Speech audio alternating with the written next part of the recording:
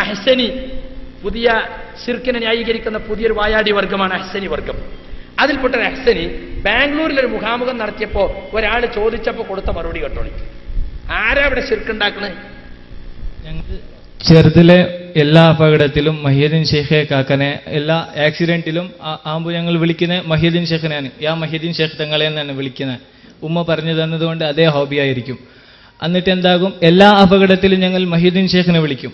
എന്നിട്ട് ആ അപകടത്തിൽ യാ മഹിയുദ്ദീൻ ഷെയ്ഖ് തങ്ങളെ വിളിച്ച് ഞാൻ മരിച്ചു, യാ മഹിയുദ്ദീൻ ഷെയ്ഖ് തങ്ങളെ എന്ന് വിളിച്ച് ഞാൻ മരിച്ചു. അല്ലെങ്കിൽ യാ അള്ളാന്ന് വിളിച്ചാനോ അയാൾ സ്വർഗത്തിലാണോ, യാ മഹിയുദ്ദീൻ ഷെയ്ഖിന് വിളിച്ച് മറിച്ചാലാണോ സ്വർഗത്തിൽ? രണ്ടാളും സ്വർഗത്തിലാകുന്നു എന്നാണ് അതിന്റെ മറുപടി. മുഅ്മിനാണെങ്കിൽ എന്ന് പറഞ്ഞാൽ നേരത്തെ ഇസ്ലാം സ്വീകരിച്ച ആളാണെങ്കിൽ. എങ്ങനെയുണ്ട്? യാ ഷെയ്ഖ് മഹിയുദ്ദീൻ എന്ന് വിളിച്ചാലും അങ്ങനെ മരിച്ചാലും സ്വർഗത്തിലാണ്.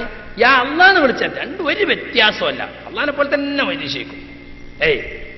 ഇതിലും വലിയ ശിർക്കുണ്ട്. പിന്നെ എന്താണ് അബൂജഹൽ ചെയ്ത ശിർക്ക്? നിങ്ങൾ പറയണം. അവിടെ ബിംബുണ്ടായിരുന്നു, എന്നാ ബിംബത്തെടുത്തിട്ടാണ് ജിലാത്തനെ വിളിച്ചോന്ന് പറഞ്ഞോ?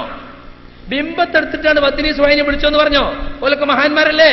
അല്ല ഇബ്രാഹിം നബിന്റെ ഇസ്മായിൽ നബിന്റെ ബിംബെടുത്തിട്ട് ഓലെ വിളിച്ചോന്ന് പറഞ്ഞോ?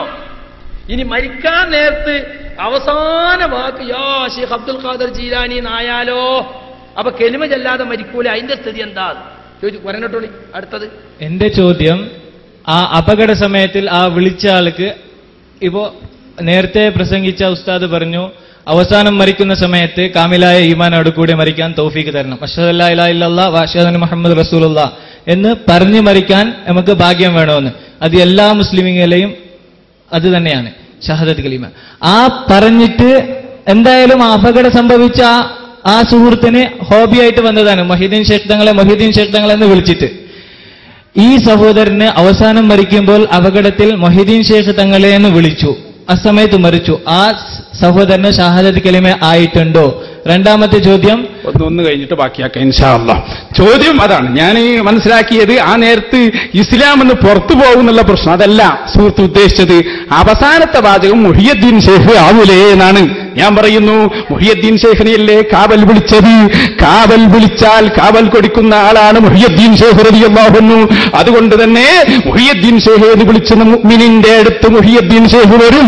അത് വിളിച്ചാൽ അവിടെ അവസാനം ലാ ഇലാഹ ഇല്ലല്ലാഹ് പറയാൻ മുഹിയുദ്ദീൻ ഷെയ്ഖിന്റെ കഴിവ് കൊണ്ട് അല്ലാഹു അദ്ദേഹത്തിന് കഴിവ് കൊടുത്തിരിക്കും. അപ്പൊ നിങ്ങൾ സംശയിക്കണ്ട.